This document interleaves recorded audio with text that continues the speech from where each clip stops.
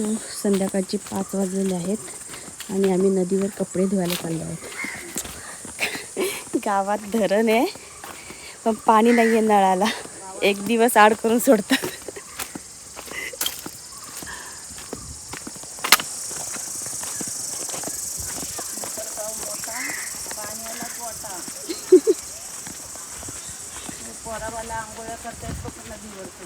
नदीला आता 2-3 दिवस झाले पाणी सोडले धरणाचं.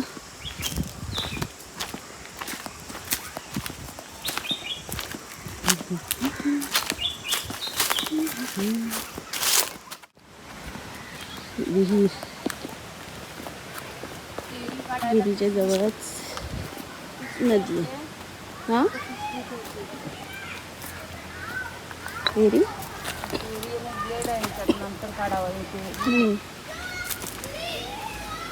मुलं आलेत नदीवर खेळायला. एवढं पाणी सोडले आणि नदीवर खेळायला आले तर आमचं रोजचं रुटीन झाले. संध्याकाळचं रोज नदीवर कपडे धुवायला यायचं. पण सकाळी खूप ऊन असतं. 10-9 वाजल्यापासूनच कडक उन्हाची सुरुवात झालेली आहे. त्यामुळे संध्याकाळच येतो आम्ही रोजची कपडे धुवायला.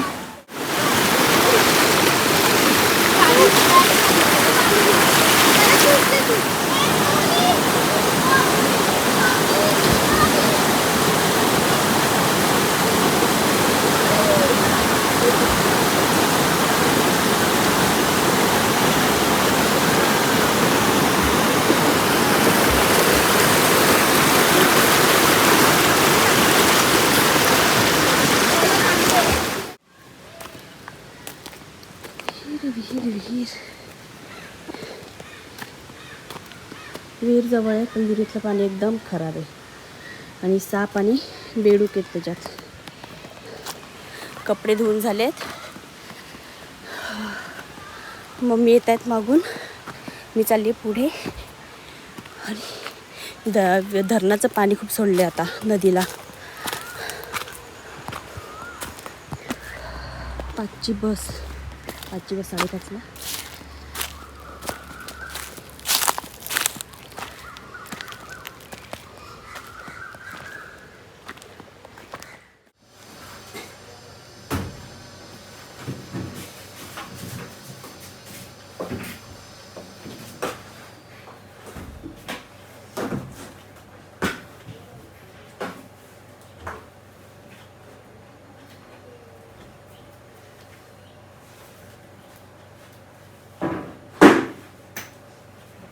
सो मी अर्धे कपडे मशीनमध्ये टाकलेत.